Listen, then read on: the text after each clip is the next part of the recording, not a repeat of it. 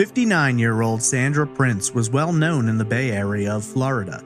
Kind, compassionate, and altruistic, she dedicated 30 years of her life to helping those who needed it most. Then one quiet December night, she mysteriously vanished. Much of the search for Sandra was mired in the details of her life. Notoriously private, few knew exactly what she'd been up to nor who she was spending her time with. Eventually, it was discovered that she'd had a secret relationship with a married man, her contractor, Earl Pippin. As detectives began digging into Pippin, he stopped cooperating and hired a lawyer. In September of 2006, 9 long months after the disappearance, investigators officially named Earl Pippin as a person of interest.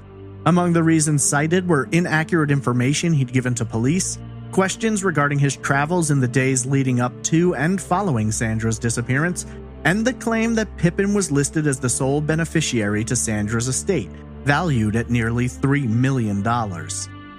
Following that announcement, investigators would conduct multiple digs at a property connected to Pippin. They'd reveal the discovery of new evidence, put forth a theory regarding jealousy, and then, in a shocking twist, would turn their attention to another member of the Pippin family. Was this a case of a jealous lover striking out in a moment of rage, the aftermath of an argument revolving around rent money, or one person being pulled into someone else's plot? This is Trace Evidence, Episode 192, The Disappearance of Sandra Prince, Part 2.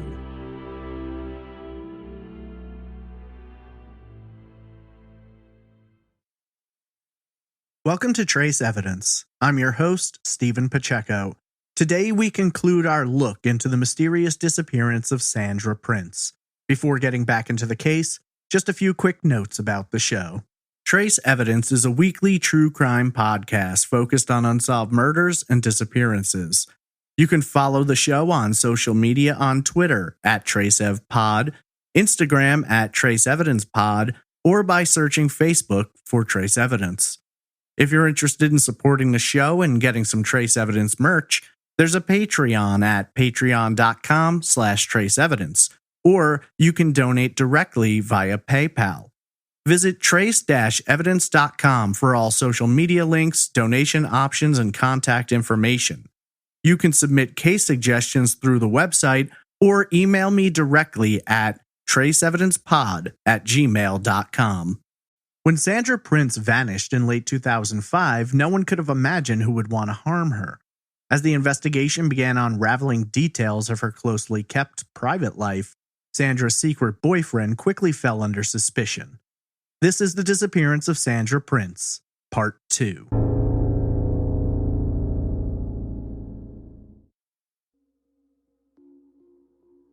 Sandra Alice Hamby Prince had dedicated much of her life to helping others. Moving from her native North Carolina down to the Bay Area of Florida, she'd spent the greater part of 30 years working to help those in the community. As a co-founder of ACTS, the Agency for Community Treatment Services, Sandra was directly involved in the formation of programs and services aimed at aiding those suffering from substance abuse issues. From the late 1970s until her mysterious disappearance, Sandra moved up the ladder, becoming a top-level administrator. According to friends and family, Sandra was devoted to her work and her clients above almost everything else. By December of 2005, Sandra was twice divorced with no children and living alone in a home she'd purchased 5 years earlier in Temple Terrace, Florida, just a few miles from her office at ACTS. Notoriously a very private person, some of Sandra's closest friends and family members were unaware how she spent her free time. Over the years, she had purchased several different plots of land, homes, and Section 8 housing. Oftentimes, she went in with a partner, whether it was a coworker, someone she'd met through work, or someone she'd connected with through another friend. This resulted in the 59-year-old owning more than a dozen properties and heading an estate valued at just under $3 million. On Tuesday, January 3rd, Sandra's gardener, David Jarrett, neighbor and close friend Nancy Sackville, and contractor Earl Pippin were all present at the Temple Terrace home. None of them had heard from nor seen Sandra since the week before, and for anyone who knew her, it was very out of character for her to be out of touch without giving notice prior.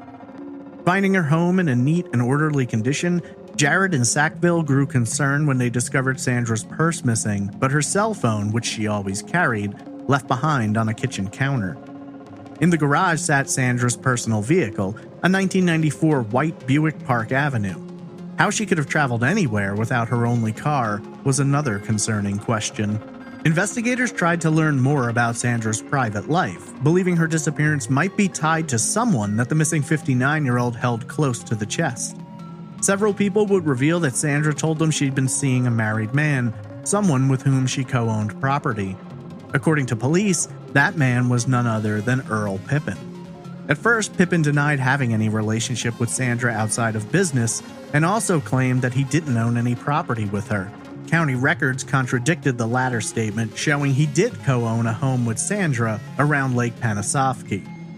As the investigation progressed throughout the summer of 2006, the Sumter County Sheriff's Office conducted several searches of Sandra's Lake Panasoffkee property, even utilizing cadaver dogs, but nothing was found.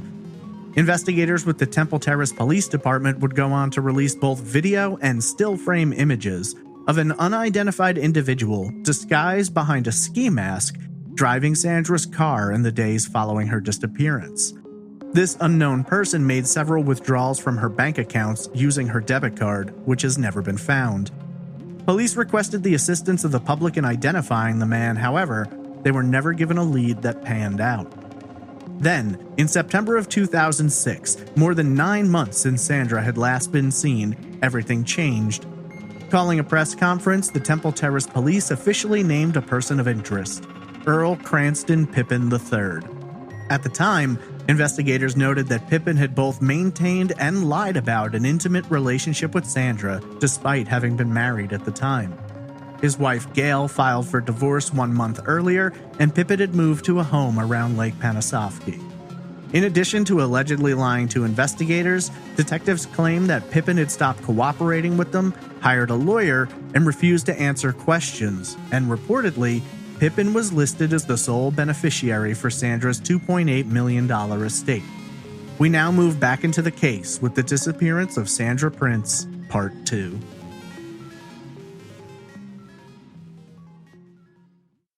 After Pippin was named a person of interest, he somewhat disappeared from the world. He wouldn't speak to reporters and directed all journalists and law enforcement officers to his lawyer, though at the time, he wouldn't even disclose the name of his lawyer. In an interview with the Tampa Bay Times, Sandra's ex-husband, Luke Horvath, was asked about Pippin. Horvath had only met him once, at the birthday celebration that was held for Sandra months after she vanished. He explained to the Times, quote, "If he is the person, he managed to dupe us. He presented himself as a grieving boyfriend." End quote. While Horvath hadn't detected anything suspicious about Pippin when he met him, there was one aspect of the investigation that confounded him. Asked about Sandra naming Pippin as her sole beneficiary, Horvath replied, quote, "I don't think it's something she would have done. I don't think she knew this guy long enough. Sandra was very, very careful with money and partnerships. When we were married, she didn't tell me what was going on in her account, and I didn't tell her what was going on in mine." End quote. Many of those close to Sandra found it hard to believe she'd named Pippin as her beneficiary, but at the same time, she was so private about her life that no one could be certain one way or the other. For detectives, it became a priority to dig into Pippin, but more specifically, his relationship with Sandra. They hoped to determine how long the two had been seeing one another, how business factored into their lives, and of course, where Pippin was and what he was doing during the period in which Sandra disappeared, and in the days leading up to the missing persons report being filed. For the rest of the year, police would spend the vast majority of their time following up on leads and trying to find any potential connection between Pippin, or anyone else, and Sandra's final days. In January of 2007, more than a year after Sandra's disappearance, the Times ran a featured series of articles digging into Sandra's life, including interviews with friends and business associates. Through their investigative journalism, the Times made an interesting discovery. While Sandra kept her private life exceedingly private from those close to her, she often confided in people she employed. 7 years earlier, when Sandra had purchased her Temple Terrace home, she seemed to be at the beginning of a long cycle of change. From her clothes to the interior decoration of her home, Sandra wanted to transform her world into something more becoming of her ideals. Around that time, she became interested in feng shui, a practice which revolves around arranging furniture and pieces of a home in order to instill a balance with the natural world. Kat Hansen was hired on as her feng shui consultant, and it would be through Hansen that she'd meet Pippin, who worked as a general contractor and was open to making purchases and changes based upon feng shui. Kay Reed, an employee of a local women's clothing store, noted that Sandra was moving away from her usual casual look of jeans and t-shirts, opting now for fancier dresses and makeup, but it was slow progress. Reed explained, quote, "She would always say to me, 'Now have patience with me. You will get me to wear makeup. I'm just slow.'" End quote. Reed was aware of Sandra's relationship with a married man, though she knew little else of it. Close friend Susan Horton knew of her relationship, but was unaware that the man she knew only as Earl was married. David Jarrett, Sandra's gardener, who continued working at her home following her disappearance at the request of her mother, Dovey, was unaware of the relationship, believing he likely wasn't told because of his strict Christian values. Sandra would have known he would not have approved. The Times also spoke with Detective Michael Pridemore, one of the lead investigators on the case. Asked about Pippin being named a person of interest, Pridemore explained, quote, "He is one of the people in her very private life that actually knew a lot about her. With him not wishing to talk to us and no longer communicating with us, it just piques our interest as to why. I don't know if he knows any more. If he continued with us and continued to dialogue with us, I'd be able to answer questions that I need to have answered. I can't get them answered." End quote. Pridemore noted that at the time, they couldn't rule out the possibility that more than one person was involved in the disappearance, but Pippin remained the only person of interest. Asked about the previous search conducted by the Sumter County Sheriff's Office, Pridemore explained that 6 months before her disappearance, Sandra had purchased her 9th property around Lake Panisofsky. That home, located on Country Road 300, was under the process of having the land cleared around it. During the period in which Sandra disappeared, believed to be between December 28th and January 3rd, a large quantity of fill dirt had been laid at the home, so they wanted to ensure Sandra hadn't been buried there. At the time, nothing had turned up following their search. Asked about the status of the case, Pridemore noted that in the 12 and a half months since Sandra disappeared, they had conducted 300 interviews and followed up on more than 150 leads. Pridemore himself admitted that he'd been up to Sandra's properties at Lake Panisofsky approximately 50 times in the previous year and figured he'd be going back again. Pridemore also commented that ever since her daughter's disappearance, Dovey Hamby had been visiting Temple Terrace on a monthly basis, staying in her daughter's home and speaking to investigators about the case. Pridemore described her as a dedicated mother who was willing to go to the ends of the earth to find her daughter. Sadly, however, just 2 months later, Dovey would pass away. On Friday, March 9th, police in Boone, North Carolina conducted a wellness check and found Dovey lying in her garage. Apparently, she had fallen hours earlier and had laid on the cold concrete floor, which had drastically lowered her body temperature. Dovey was rushed to the hospital, but 2 days later, on Sunday, March 11th, she passed away at the age of 92. Teresa Mosteller, Dovey's lawyer, was by her side during her final hours and later told the Times, quote, "She knew she would never see her again in this life. She said she was going off to be with Sandra." End quote. During her last year, Dovey had grown close to Pridemore, as well as Detective Darren Berberat, telling others that she had great faith in them and trusted them to bring her daughter home. Pridemore had hoped to find the answers before Dovey passed, but in March he flew to North Carolina to attend her funeral, saying that her death had only strengthened his resolve. 5 months later in August, attorney William Kalish, representing Earl Pippin, filed a petition with the court to unseal Sandra's last will and testament. Police had previously reported that Pippin was listed as the sole beneficiary, so he and his lawyer sought to see this for themselves, with Pippin denying any knowledge that he was in her will. Attorney Kalish argued that his client, if indeed the sole beneficiary, should have access to execute the will and to preserve her assets. Judge Susan Sexton, however, denied this motion, stating that, according to Florida law, A missing person was not legally eligible to be declared deceased until 5 years had passed, and with Pippin not being an immediate family member, he would have no access to see her will. Asked about this turn of events, Susan Horton told the Times, quote, "To think that her life has boiled down to people arguing over her money is revolting, and so far away from any principles Sandra stood for. It's just so maddening, because in my mind, I've dreamed up that the police know a lot, and have a lot, but they don't have enough to make things stick." End quote. While the case seemed to be stuck in place for the time, investigators were unable to move forward on Pippin without more information, and all other leads they pursued were hitting dead ends. They had no way of knowing that Dovey had adjusted her own will in hopes of helping them in the hunt for her daughter, even from beyond the grave. In September of 2007, when Dovey's will was executed, it was learned that she had elected to bequeath property valued at more than $500,000 to the Temple Terrace Police Department. As an agency, the Temple Terrace Police had an annual budget of $7.1 million, making Dovey's contribution remarkable to say the least. Police Chief Tony Valong explained to the Times, quote, "It was totally unexpected, and the first time I've seen anything like this in my 38 years with law enforcement. I'm proud of the officers' work ethic and the relationship they developed with her mother. That's pretty typical of all people in our department." End quote. Dovey's lawyer, Teresa, concluded that without her daughter to leave her estate to, Dovey had elected to leave it to the closest she could get to Sandra, the investigators trying to find her. While this was a bright spot for detectives, it did create one potential area of concern. With Pippin allegedly being listed as sole beneficiary to Sandra's estate, some of the property left by Dovey would be subject to Sandra's will, as mother and daughter co-owned it. Of the $500,000, approximately $108,000 might be up for grabs.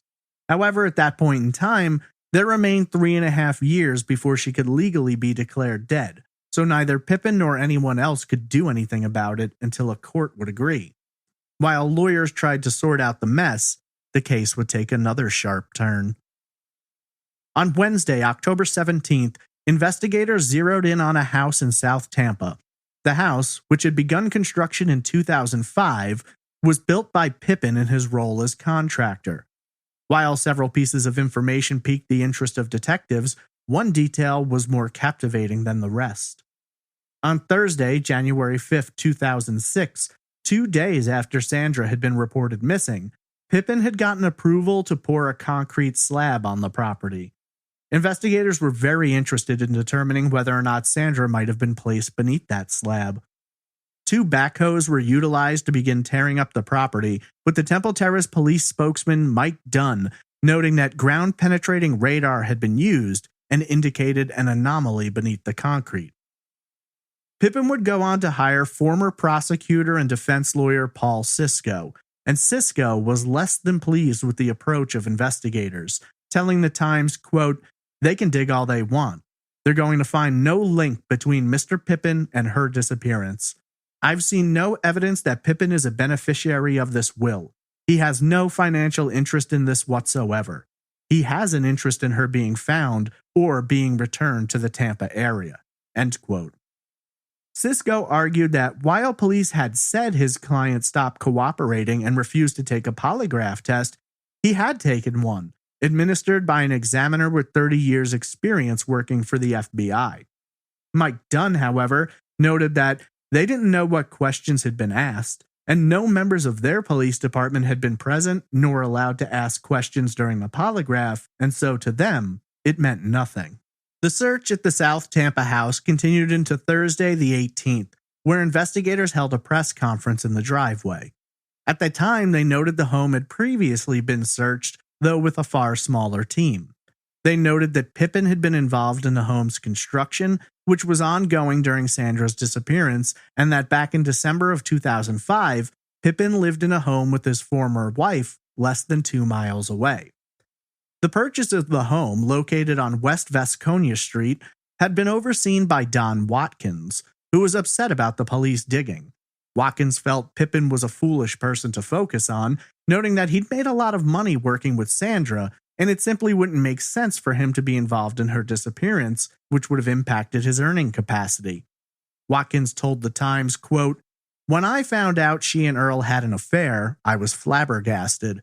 I didn't know he had it in him. He doesn't impress me as being smart enough to take a woman and kill her. Would you kill the goose that laid the golden egg?" End quote. On Monday, October 22nd, police ended their dig after 5 long days. According to investigators, their focus was on gathering soil from beneath the home and the slab in order to determine whether or not human remains might be there. Approximately 295 pounds of dirt was gathered inside of 59 tubes, 5 feet in length, being collected by archaeologists from the University of South Florida. These samples were then turned over to the Florida Department of Law Enforcement, who would analyze the soil in search of any evidence of human remains. At the time, spokesman Mike Dunn noted that they hadn't found any evidence visible to the naked eye, but pending analysis, they might have reason to return to that property. Attorney Paul Sisko referred to the search as a waste of time, saying there was nothing to find. He then went after the police for not releasing the details from the analysis, saying, quote, "They certainly like to throw media parties when they want to disparage a person's name, but not when it's time to reveal results of investigations inconsistent with their guess." End quote. Mike Dunn, however, retorted that the analysis could take months, so it wouldn't really be possible for them to reveal the results, until they actually had them. In order to dig at the West Vasconia Street home, police had needed to acquire warrants through the court, showing the reasons why they were focused on that property. In the late days of October, following the dig, the court documents were unsealed, and there were several new and fascinating details revealed in those warrant applications. Much of the applications revolved around a painting. Sandra had spent $6,000 hiring an artist to paint a portrait of her and her garden. Ultimately, the painting, which was still hanging in the home at the time, would go on to show Sandra as well as her gardener, David Jarrett. The artist, when speaking to police, told them that Sandra had remarked that the man in the painting was married and had children, so sadly nothing would ever come of it. After consulting with an FBI profiler, the Temple Terrace Police were advised that it was possible this portrait may have created a jealousy for Pippin, who may have been angry enough to kill. One warrant describes this as Pippin experiencing a narcissistic injury. Initially, due to his connection to Sandra and being in the portrait, investigators wondered if perhaps Jarrett might have been involved. However, he fully cooperated with them and even took and passed a polygraph test. Jarrett told investigators that while he worked for Sandra, the two got along well, but there had never been anything romantic between them. Sandra knew his wife and had taken the couple out for dinner in the past. According to Jarrett, he struggled to address Sandra as anything other than Miss Prince, even when Sandra urged him to call her just by her first name. Jarrett went on to tell investigators that he had previously mentioned to Sandra that they should have some kind of a system by which to pass information back and forth. Many times he would work in her garden while she wasn't home, so he wanted to be able to notify her of what he'd changed and for her to be able to give her thoughts and make suggestions in response. Sandra went out and bought several journals, which were kept in the garage on an iron-framed table with a marble top. According to Jarrett, while it began as a simple exchange of short notes, their writings grew over time, expanding beyond work and including discussions regarding politics, religion, and life in general. Eventually, the two would fill 2 or 3 journals worth of notes. Speaking to the Temple Terrace Police, they confirmed for the first time that these journals were among items missing from Sandra's home when they searched it the day she was reported missing. In addition to this, they stated that a picture of Sandra and Pippin, which had always been sitting on her bedside table, was also missing, as was a towel from her bathroom.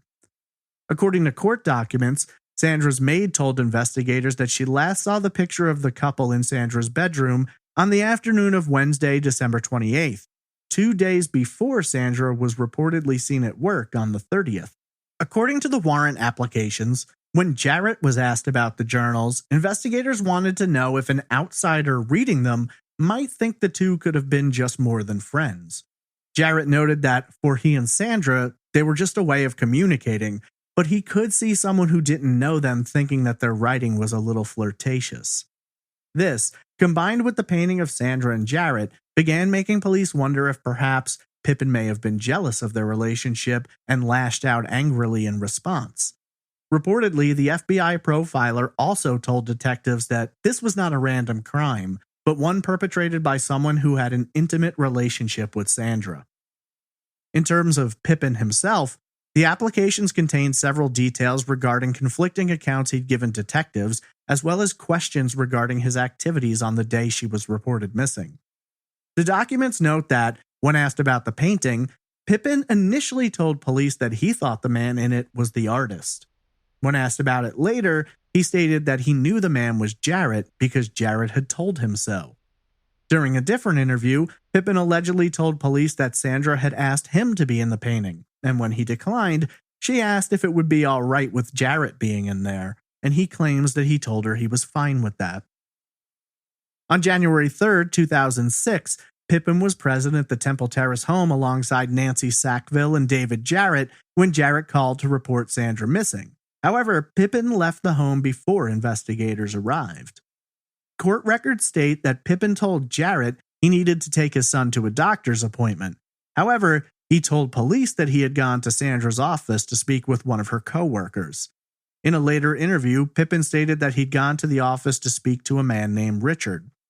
Following this, he told investigators that he had gone to a job site, either at San Pedro Street or perhaps Pearl Avenue, both of which were located in South Tampa. However, according to police, city records showed that construction had been completed at both of those locations by that time. Interesting to police was the fact that Pippin failed to mention his job site on West Visconia Street, also located in South Tampa, where the concrete slab was poured just 3 days later. Phone records obtained by detectives showed that after leaving Temple Terrace that day, Pippin did indeed travel to South Tampa, with his phone pinging off cell towers near I-275 and Rome Avenue, then the Leroy Selman Crosstown Expressway and Himes Avenue. If indeed the two aforementioned construction projects were completed, it was theorized that he had to have been heading to West Vasconia Street. Additionally, phone records showed that Pippin placed 2 calls to the ACT's offices that day, one lasting 47 seconds and another for just over 2 minutes, leading many to question why he'd called twice if he'd allegedly gone there in person. Also in the warrants was a conversation investigators had with Pippin following their discovery of the ATM surveillance footage. According to detectives, when Pippin viewed the footage, he remarked that the man looked like him. An interrogator then asked Pippin if he normally dressed like that, noting the ski mask and other garments, and according to the warrant, Pippin replied, quote, "What am I wearing?" End quote. Police also noted that on November 17, 2006, nearly a year after Sandra's disappearance, they found a glass vase with a yellow ribbon tied around it at the West Vasconia Street home. Inside of the vase was a plant which grew in Sandra's garden, and while the vase did not belong to her, one of Pippin's fingerprints was recovered from it. Beyond this, the warrants confirmed that, back at Sandra's home, traces of her blood were found in the trunk of her car, as well as in her bedroom, on the garage floor beneath the car, and on the overhead door. There was evidence that someone had attempted to clean the garage, as well as the door, and that someone had also cleaned the bedroom floor. Police also determined that someone had driven Sandra's car for at least 2 days prior to her being reported missing. Unfortunately, they weren't able to determine exactly when Sandra's blood had been spilled, and up to that point, they were relying on co-workers reporting that she'd last been seen alive on December 30th. However, that was about to change. On Friday, October 26th, the Temple Terrace Police officially pulled back, saying they could not be certain that Sandra was actually seen on the 30th. While some co-workers did report seeing her that Friday, they weren't absolutely sure, as it had been a busy week and Sandra often worked out in the field. Investigators stated that evidence they had discovered may indicate that Sandra disappeared as early as 2 days earlier, on Wednesday the 28th. Detective Pridemore explained, quote, "There's doubt when she was actually at work between Wednesday and Friday. It was a holiday schedule, so they're not sure if she was there on a certain date. We're not certain of the last time she was seen. We do know it was some time between the 28th and 30th. End quote. According to detectives, the 28th stood out for several reasons. That was the last day her maid saw the picture of her and Pippin on the bedside table. It was the last day Sandra logged in on her home computer, and it was also the last time the missing 59-year-old had used her credit card. Investigators also stated they were in possession of Pippin's cell phone records going back to the 28th, but at the time, they weren't willing to divulge anything they may have learned from those records.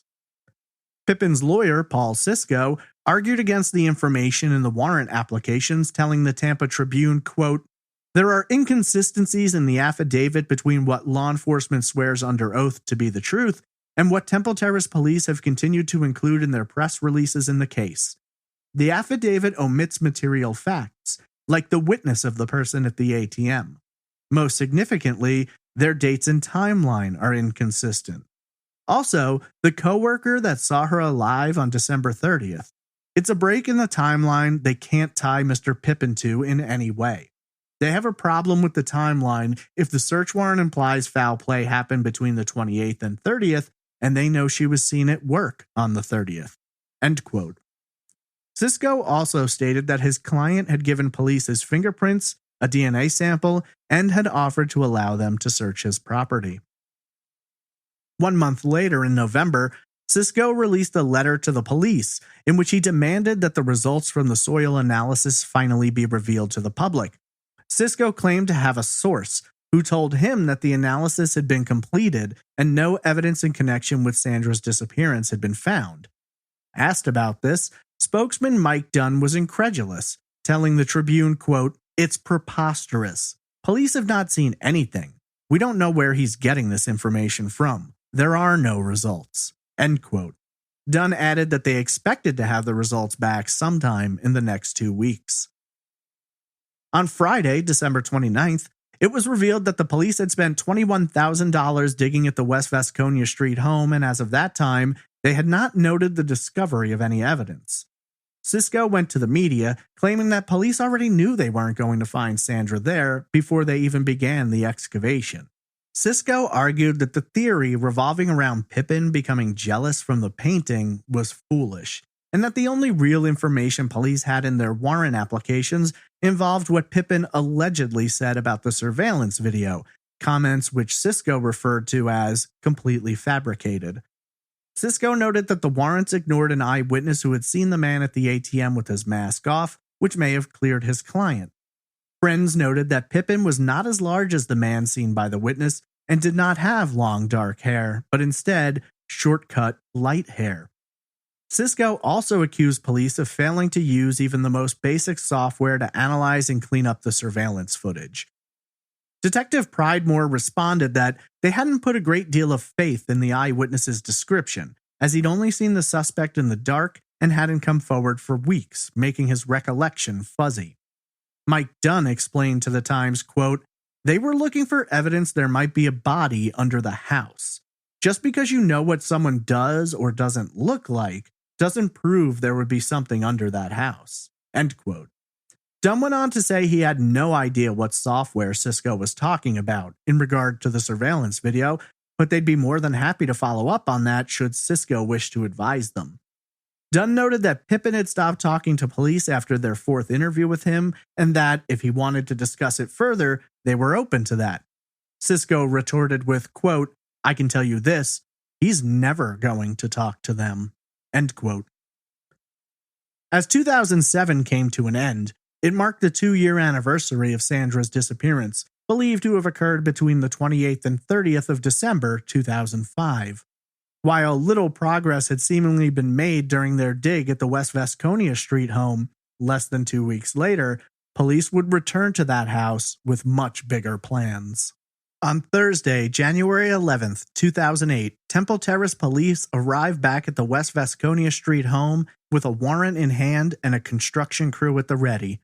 At 9 a.m., police confirmed they'd been granted a warrant allowing them to search the home and property, while one construction worker told the Times he'd been brought up to help rip up the floor. The crew brought jackhammers, crowbars, and concrete saws, among other items.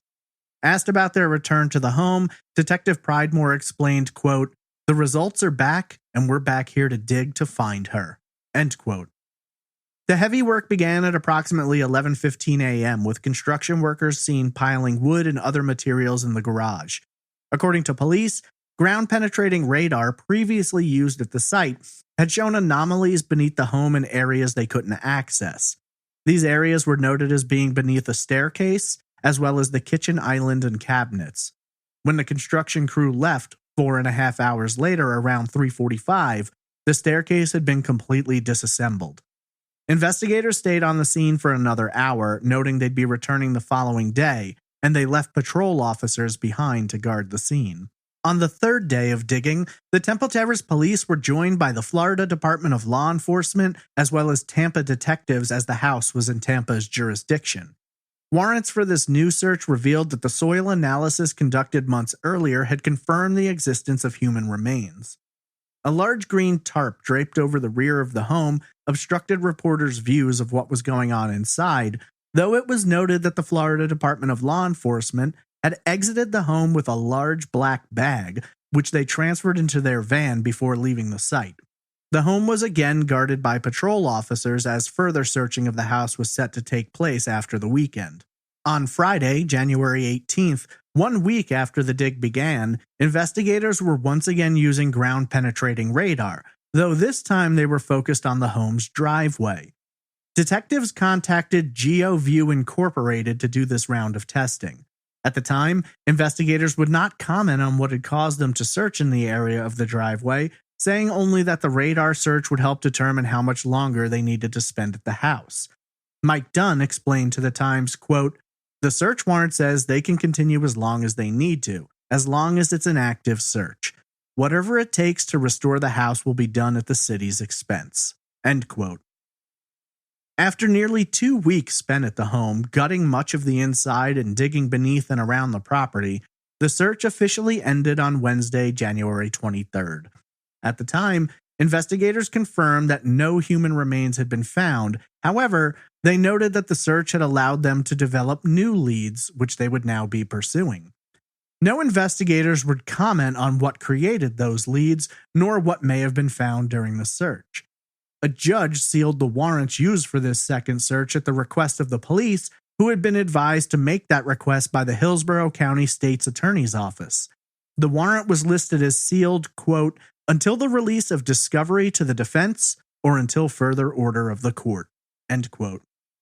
All told, detectives had spent approximately 500 hours at the house, though no human remains were found.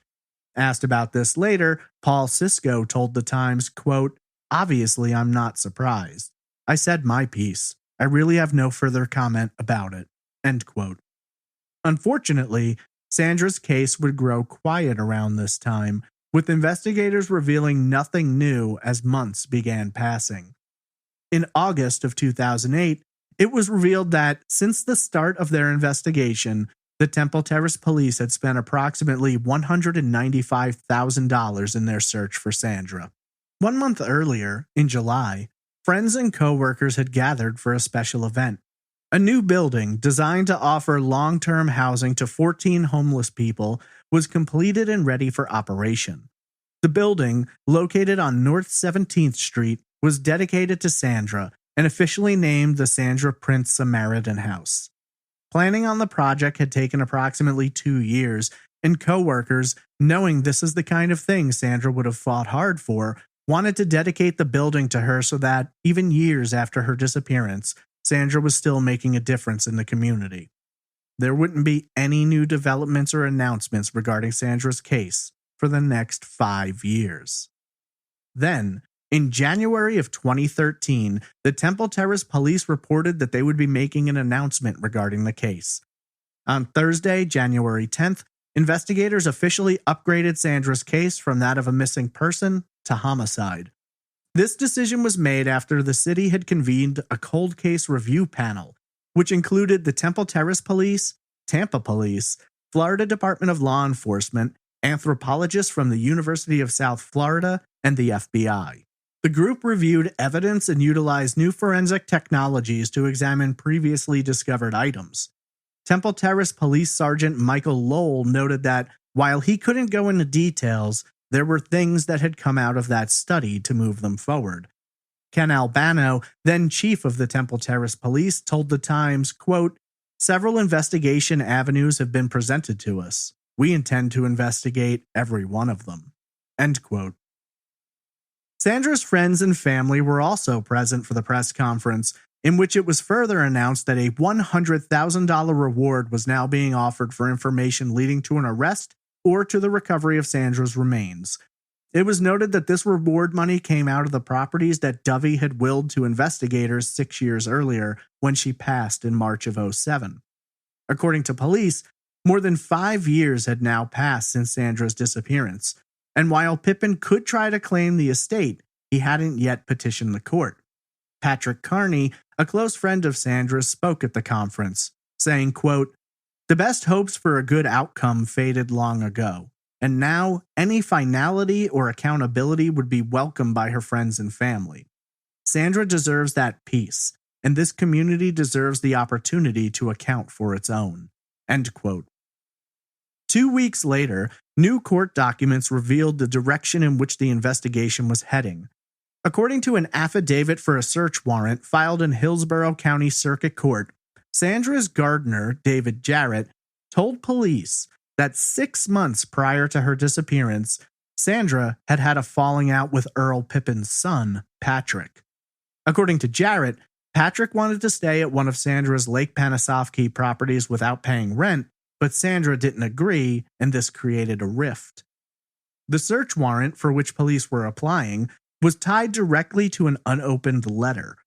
According to the affidavit, investigators had found a sealed letter written by Sandra and addressed to Patrick when they searched her home the day she was reported missing. Previously, they didn't believe the contents of the letter would have any material impact on their case, but following Jarrett's statements about the falling out, they now wanted to read it. Investigators stated that the letter, which had been mailed, was returned to Sandra's home because the post office couldn't deliver to the address she had written. The letter was postmarked on December 17, 2005, 10 to 13 days prior to Sandra's disappearance. Police noted that, while his father was a person of interest, Patrick wasn't, but they did want to speak to him about the case. Unfortunately, Patrick refused to speak to investigators, and they couldn't compel him to do so, with the police issuing a statement reading, in part, quote, "We are not naming him a suspect or a person of interest at this time, but we are interested in the relationship between Patrick and Sandra. Anyone with knowledge of the relationship between Sandra and Patrick is encouraged to contact the Temple Terrace Police Department." End quote. While so much attention had previously focused on Pippin, many were shocked to find his son being sought for questioning. Sadly, though, this is where the case remains today. There haven't been any major developments nor breaking news regarding Sandra's case in nearly a decade. As of this time, Earl Cranston Pippin III remains the only named person of interest, and as far as has been publicly disclosed, the Temple Terrace Police have never interviewed his son, Patrick. Sandra Alice Hamby Prince is believed to have disappeared sometime between Wednesday, December 28th and Friday, December 30th, 2005. At the time of her disappearance, Sandra lived in a home on Moffett Place in Temple Terrace, Florida. When last seen, Sandra was described as a white female with brown hair and eyes, standing 5 feet 6 inches tall and weighing approximately 100 pounds. Sandra wears rimless eyeglasses and her ears are pierced. Sandra was 59 years old in 2005, and if alive today, she would have turned 76 this week in March of 2022. Several items reported missing from Sandra's home have never been recovered. These include a towel from her master bathroom, her purse, her debit card, a picture of her and Earl Pippin previously kept on her bedside table, and the journals in which she and her gardener, David Jarrett, corresponded. Sandra's white, 4-door, 1994 Buick Park Avenue car was found in her garage. There was blood evidence discovered in the trunk, on the garage floor beneath the vehicle, and on the overhead door, as well as on her bedroom floor. It's believed that Sandra's car was driven for up to 48 hours after her disappearance by an unknown individual who accessed two of her bank accounts. This unidentified man, disguising himself beneath a green ski mask, apparently took in the neighborhood of $800. One ATM was a walk-up while the other was a drive-through. The two banks were noted as being a Wachovia on North 56th Street and Tampa Bay Federal Credit Union on North Florida Avenue. The suspect, seen by a witness without his mask on, was described as being white or light-skinned, male, and in his mid-30s to early 40s, standing 5 feet 11 inches tall and weighing between 215 and 245 pounds. At the time, he had dark hair and was clean-shaven. Video and photo still images are available of the suspect in both color and black and white. This December will mark 17 years since Sandra mysteriously vanished. In all of that time, while Pippin was named a person of interest, Sandra herself has never been located, nor have any arrests been made. While investigators have never revealed all of the evidence they've collected in this case, it's believed that they need something more before they can finally file charges. A $100,000 reward remains in place for information leading to Sandra's remains or an arrest. For Sandra's friends and family, they continue to hope that someday they'll not only find out what became of Sandra, but they will see the person responsible charged. Asked about the loss of her dear friend after so many years, Susan Horton replied, quote, "She just wouldn't fall off the face of the earth. I personally believe that she was murdered. There seems to be enough trace evidence that we've been able to figure it out from what detectives are able to tell us. We feel that someone out there has some information. Maybe they don't even know they have information. Hopefully, by her story being out again, it will ring a bell."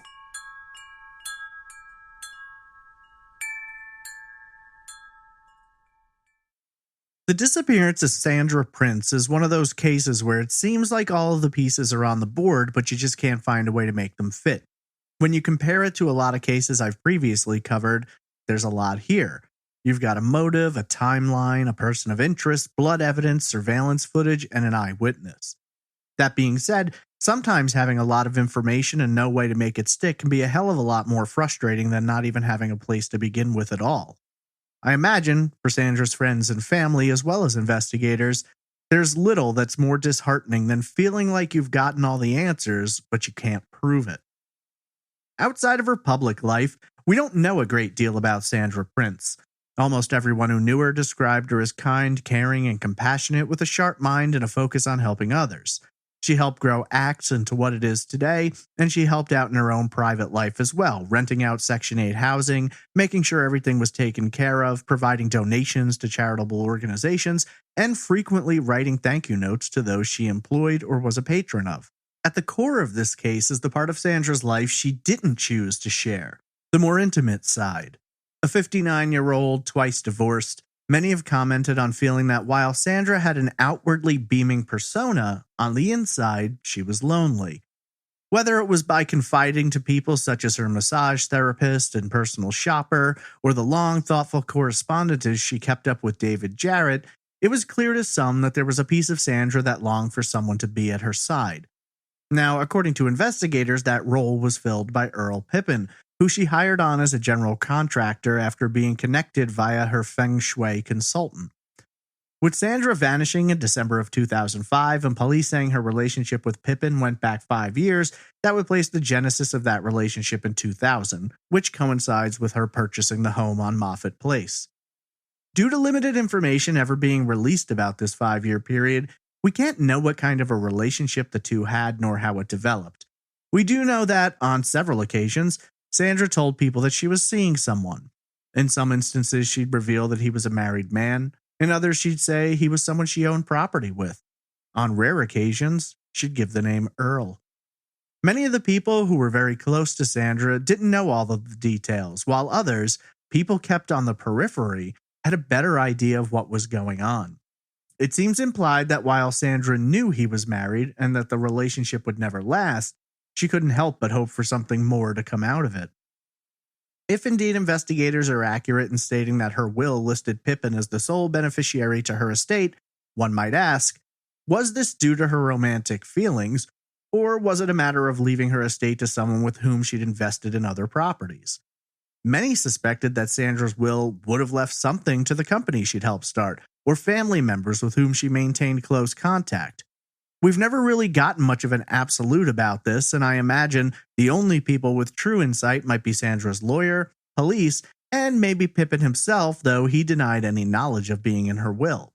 What does that leave us with? A well-liked, admired, and respected woman going missing one day in December, and nearly 17 years later, the answers are still lost. So, let's start with what we know. On December 28, 2005, Sandra logs into her home computer and uses her credit card for the last time. Her maid notes this is also the last day in which she saw a photo of Sandra and Pippin on the bedside table. At least one employee tells police he remembers seeing Sandra at work 2 days later on the 30th. However, when asked for more information, he says he thinks he saw her that day, but he can't know for sure. It was a busy week, Christmas had just happened and New Year's was approaching. Days blur together, especially when you're asked about it more than a week later. Like investigators, we don't know when exactly Sandra went missing, but if she were in the habit of using her home computer on a daily basis, it's compelling to know that that stopped on the 28th. I think another primary reason for choosing this date has to do with surveillance footage from those two ATMs. Being that the police said the unknown man making withdrawals was driving Sandra's car, and that the car had been driven for 2 days after her disappearance, it seems likely that the bank transactions occurred between the 28th and the 31st. Of course, the question becomes, was Sandra already the victim of a crime at this point in time? Was she still alive, or had she been disposed of?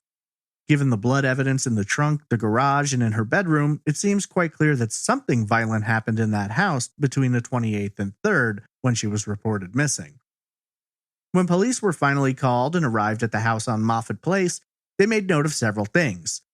Sandra's cell phone, which she always carried, was left behind, while her purse, which held her debit card, was missing. There's the previously mentioned blood evidence, a missing towel from the master bath, the missing journals kept between Sandra and her gardener David Jarrett, and the photo of the couple from her bedside table. Now, from what we've been told, there wasn't blood evidence found between the bedroom and the garage, which makes me believe that the missing towel was likely wrapped around what I presume was a head wound that Sandra sustained. We also know that someone attempted to clean up the evidence, both in the garage and in the bedroom. So, sometime between the 28th and the 3rd, someone goes to Sandra's house, at which time a physical altercation occurs, likely resulting in Sandra's death. That person or persons moves the body into the trunk of her car. They attempt to clean the place up, remove the journals, take the photo, and grab Sandra's purse. Then the decision is made to use Sandra's own car to visit the ATMs while wearing a weird-ass green ski mask as a disguise. After withdrawing what's been noted as being approximately $800, this person returns to the Moffett Place home and parks the car back in the garage. Now, here's something interesting. Jarrett tells investigators that on December 28th, he placed a call to Sandra at approximately 7 a.m. and it went unanswered. He then stopped by the house to drop off a Christmas gift, and while he received no answer on the phone or at the door, he did notice that her car was in the garage. He then used one of their journals to leave her a note about this visit. He again states he called Sandra's cell phone but received no answer. So we know, at a minimum, the journals are in the garage on the morning of the 28th. Sandra's still alive at this time, as police later state that this is the day where she last used her credit card and computer. This would move the crime starting at the earliest to the evening of the 28th. The next day, on the 29th, Jarrett returns to the house and lets himself in with a key that Sandra had previously given him. He notes that her phone is on the counter, the house appears clear, and that there's a white Bible lying on her bed. Returning to the garage, the car is still there, and Jarrett finds that Sandra hasn't written back to him, confirming that at least the journal they were using at the time was still there. So I have to ask, if Sandra's murdered on the 28th, why is the journal still there the next day? And how thoroughly did the killer manage to clean up the garage and bedroom so that Jarrett didn't notice any trace of blood or signs of a struggle? According to Jarrett, he assumed that Sandra was away for the holiday, but when he got home that day, he couldn't get it out of his mind. So he confided in his wife that he was worried about her, and they agreed to return the following day, December 30th. Here, it's reported they find the house in the same condition as the previous day. Unfortunately, there's no report as to whether or not the journal was still in the garage. Either way, neither Jarrett nor his wife see anything out of the ordinary. Jarrett tells police he then spoke to the neighbor, Nancy Sackville, and while they were worried, neither wants to call police on the chance that Sandra's just away for the weekend. Nancy agrees to keep an eye on the house and to let Jarrett know if she sees Sandra or anyone else. Now, here's something else that's bugging me.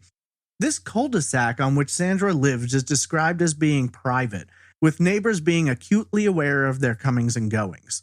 They were well used to one another's schedules, enough to notice when something was off, and they were suspicious of any vehicles entering the neighborhood that were unfamiliar. So, how did someone get into Sandra's home and commit this heinous crime, take her car out, bring it back, clean up the evidence, and nobody noticed anything? Well, to me, there's two possibilities. Either this all happened during late night hours and no one noticed, or the person arriving and leaving that house wasn't someone who would have stuck out as not belonging, making it someone who neighbors had seen before. Let's face it, there doesn't appear to be anything even remotely random about this crime.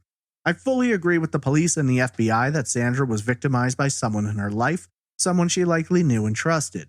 So it would make sense that no one noticed an out-of-place vehicle or person. But unless investigators are keeping it to themselves, there's never been a report of neighbors seeing either Jarrett or Pippin at the house in the days leading up to the report that Sandra was missing. Whether or not anyone saw them there, or anyone else, we simply don't know. On January 3rd, Jarrett returns to the house, and for the first time he sees something different. While Sandra's car remains parked in the garage, a note is now attached to it explaining that the alarm kept going off, so the battery had to be disconnected. According to Jarrett, this note is signed Earl. I think it's worth noting that, according to a manual for Sandra's car, in order to stop the alarm from going off when starting the car, the driver would need to depress the brake while turning the key. In order to stop the alarm from going off when turning the car off again, you also have to depress the brake before pulling the key out. In addition to this, if you do not lock the car when you walk away from it, it will go off. Curiously, there's no reports of neighbors hearing the alarm, and someone familiar with the car may have known the methods by which to ensure the alarm didn't go off. If indeed Pippin and Sandra had been in a relationship for the previous 5 years, it seems odd that he didn't know how to stop the alarm outside of disconnecting the battery. Then again, we've never heard any reports about whether or not Sandra's car keys were ever found. Moments later, Pippin himself enters the garage and tells Jarrett that he was looking for a pipe wrench that he'd left behind during a previous visit. This is another aspect that interests me. Jarrett has said that he'd recalled seeing Pippin at the house a few times in the past, but he didn't know him. Nor did he know that Sandra was seeing him and apparently had been for 5 years. Later, though, Jarrett tells police that 6 months prior to her disappearance, Sandra told him about the falling out she'd had with Pippin's son, Patrick. I suppose she could have done so without mentioning names, or maybe she did mention names but didn't note that she was dating Pippin. Nancy Sackville comes by next, and after the three confer about how none of them have seen Sandra in at least a week, Jarrett calls the police to report her missing. After the call, but prior to the arrival of investigators, Pippin leaves. While he claims he has to take his son to the doctor, he tells police that he went to the ACT's offices, but his cell phone pings off towers showing him heading towards the South Tampa area. He later gives police 2 possible job sites he may have been heading towards, both of which, according to investigators, were already completed by this time. This leaves only the West Vasconia Street house, or possibly Pippin's own home, which was located 2 miles away. As the investigation kicks off, police are trying to figure out more about Sandra's private life. They learn about Pippin from a few different sources. While Pippin will later claim total innocence, I think it's difficult to ignore that much of the suspicion and confusion around him was, in part, done by his own hand. According to police, he initially denies having a relationship with Sandra or co-owning property with her. Both of these details are later proven to be true. He isn't very accurate in telling detectives about his travels that day after leaving the house, but before police arrived. Now, maybe he was looking to downplay the relationship because he didn't want his wife finding out. That I could somewhat understand. However, given the gravity of the circumstances, his priorities may have been out of whack. After consulting with the FBI, the police begin to focus in around the painting that Sandra commissioned, which shows her and David Jarrett working in the garden.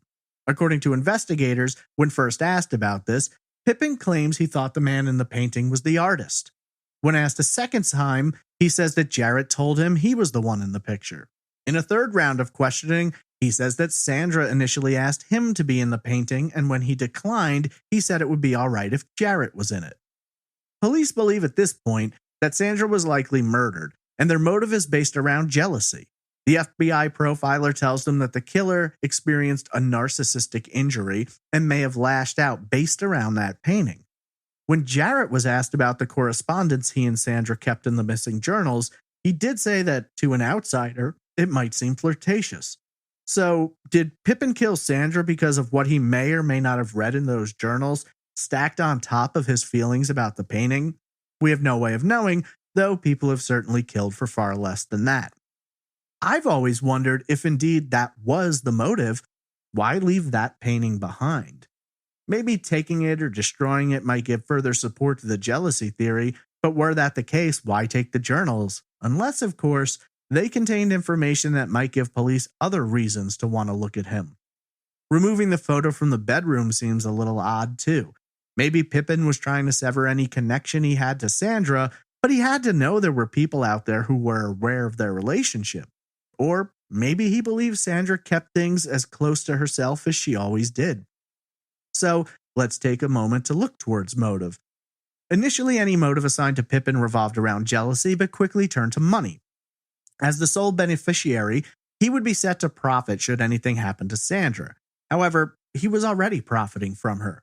Together, the two purchased a home, which Pippin then worked on, as Don Watkins previously said. Why kill the golden goose? I've got an additional question.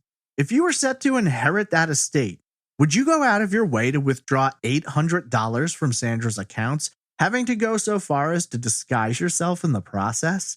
That's never made a lot of sense to me, but maybe someone was trying to confuse investigators or send them down the wrong road. I also wonder, why was the car brought back to the house? If indeed Sandra was killed and then the killer decided to try and grab some quick cash from the bank using that car, why the hell would you bring it back there? It seems like something someone young and foolish might do, thinking it would help cover the situation up, or just someone who wasn't very intelligent. You're essentially hand-delivering evidence to the police, so why do it? You could dump the car in a lake, leave it in a bad part of town, abandon it in the middle of nowhere, set it on fire. The only real reasons I can come up with for bringing it back are, you need to get back to Moffett Place because that's where you've left your own car, or you're thinking you can clean things up enough that it'll look like the car never went anywhere. Police would go on to conduct 2 prolonged, extensive digs at the West Vasconia Street home where Pippin was working around the time Sandra vanished. According to their warrants, the first dig, which involved taking dirt samples, concluded that human remains were present beneath the home. This either means that the body was there at some point and was moved, or the body was there and was missed during the search, or the analysis was inaccurate. In hopes of finding something, they essentially gutted that house, but nothing was found. While that was disappointing to say the least, investigators did find something which turned their attention towards Pippin's son, Patrick. According to affidavits, David Jarrett told police that 6 months prior to her disappearance, Sandra had had an argument with Patrick revolving around rent. Allegedly, he wanted to stay in one of her Lake Panisofsky properties without paying rent, and when she balked, he became upset. Sandra then drafted a letter to Patrick, which she mailed, but for one reason or another, it came back to her address as undeliverable. This letter was postmarked December 17th, 10 to 13 days before Sandra went missing. Eventually, police obtained a warrant allowing them to read the letter, though they've never revealed what it said. Is it possible that, in conjunction with potential jealousy, that Pippin may have also been angered about Sandra wanting to charge his son rent? Maybe? So where does that leave us? Earl Pippin remains a person of interest, but's never been charged, and police have seemingly struggled to find any evidence which can directly tie him to Sandra's disappearance. Patrick, not a person of interest, hasn't had to speak to police, and unless something has changed in the past 9 years that wasn't announced, he never has. Now, I don't know what exactly they're hoping to find out from him, but I imagine it would be about his relationship with Sandra and perhaps more importantly, his father's relationship with her. I think it's worth noting that in 2005, Patrick would have been around 18 years old. I've seen speculation in a lot of places online that maybe he was the man hitting the ATMs, but unless the eyewitness is way off, it's somewhat hard to confuse an 18-year-old with someone in their mid-30s to mid-40s. If we approach this case from the angle investigators have worked, it sounds like it would have played out something like this. Sometime in the evening of Wednesday, December 28th, or perhaps the 29th, Pippin stops by the Moffat Place home. Whether he's already angry or becomes angry, an altercation occurs between him and Sandra, which results in her being severely injured. Pippin then places her body in the trunk of her car and drives off to an unknown location. After disposing of the body, he returns to the house and begins to clean up in the garage and bedroom. At some point, either on or after the 28th, he removes the picture of the two of them from the bedroom, takes Sandra's purse, grabs the journals, and goes to dispose of all of it. Then, somewhere along the way, the decision is made to take her car and hit ATMs using her debit card. I can't exactly understand why this was done, especially for such a small amount. You'd think if you were intending to make police believe this was a random robbery, you'd go out of your way to ensure that you didn't bring that car back to the house. After that, it's just a matter of deny, and hire a lawyer. Seemingly, at least the latter occurred. I can't help but wonder, though, about the way investigators frequently mention that they hadn't ruled out the possibility that more than one person was involved. While I haven't seen anyone put forth the theory, there's always been a part of me that's wondered if they're referring to Patrick. Could he have been involved after the fact in covering up the crime? Might he have taken the car in hopes of getting money from the bank, planning to return it without anyone, including his father, knowing, and something went wrong? Is it possible that he was involved in the assault that led to Sandra's death and Pippin, for his part, worked overtime trying to cover for him? All of those are interesting questions, but there are no answers, nor is there any proof or information to lend credence to any of it. Everyone who has examined this case tends to come to the same resolution as detectives, that Pippin knows more than he said and remains the only person of interest in the case. Since 2013, there hasn't been any breaking news or major developments. Pippin has remained silent, police haven't mentioned him again, and where the investigation currently sits is unknown. I imagine it's a cold case at this point, and it'll be looked at periodically until new information is found or someone comes forward with what they know. Either way you cut it, this is one of the more bizarre and frustrating cases I've ever featured on Trace Evidence. A missing woman, a car stolen and returned, blood cleaned up, missing journals, a missing picture, a $6,000 portrait, and estate valued at $3 million. It would make a hell of a game of Clue if it wasn't also sad, tragic, and heartbreaking. So, what do you think happened here? Do you agree with police that Pippin is the person who warrants the closest scrutiny? Do you think there could be some angle that involves Patrick in one way or another? Do you think more than one person was involved? And where exactly was Sandra taken? Many people, including those who knew and loved her, can't help but wonder if there might be some answers somewhere beneath the waters of her beloved Lake Panisofsky. Unfortunately, without new evidence, the discovery of Sandra's remains, or someone coming forward with information, the disappearance of Sandra Prince will remain open, unsolved, and growing cold.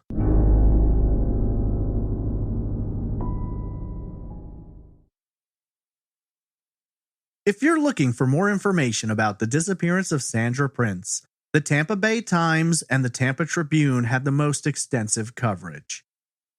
If you have any information about the disappearance of Sandra Prince, please contact the Temple Terrace Police Department at 813-989-7110.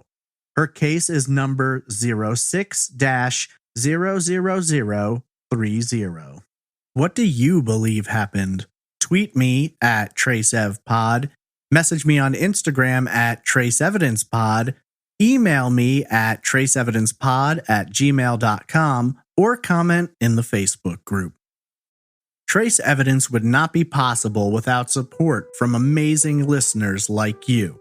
And now I'd like to take a moment to thank our fantastic Patreon producers: Alicia Lorraine, Anne Bertram, Brittany Bivens, Christine Greco, Krista Colvin, Denise Dingsdale, Donna Buttram, Diane Dyson, Eamon Brady, Eloanne Meyer, Eric Sumter, Guillermo Pinto, Haley Christie, James, Jen Trebb, Jennifer Winkler, Jill Sense, Joni Berkowitz, Julie Mangano, Kara Moreland, Lars Jensen Fangel, Leslie B., Marla Wright, Melissa Breckheisen, Nick Mohar Schurz, Orange Patches, Quinn McBreen, Roberta Jansen, Sarah Levanon, Sarah Lyons, Travis Skepko, Stacy Finnegan, Stephanie Joyner, Stephanie Eve, Adorable Susie Summers, Taylor, Tom Archer, Tom Radford, and Tracy Woods. Your contributions to Trace Evidence are invaluable, and your support of the show is both appreciated and extremely humbling. If you're interested in supporting Trace Evidence and gaining access to exclusive merch and ad-free episodes, please visit patreon.com/traceevidence or go to trace-evidence.com and click on the support option. This concludes our look into the disappearance of Sandra Prince, one of the more mystifying cases I've dug into in recent years. Hopefully, sooner than later, they'll finally get some of those needed answers. So, thank you all again for listening, and I hope you'll join me next week for another unsolved case on the next episode of Trace Evidence.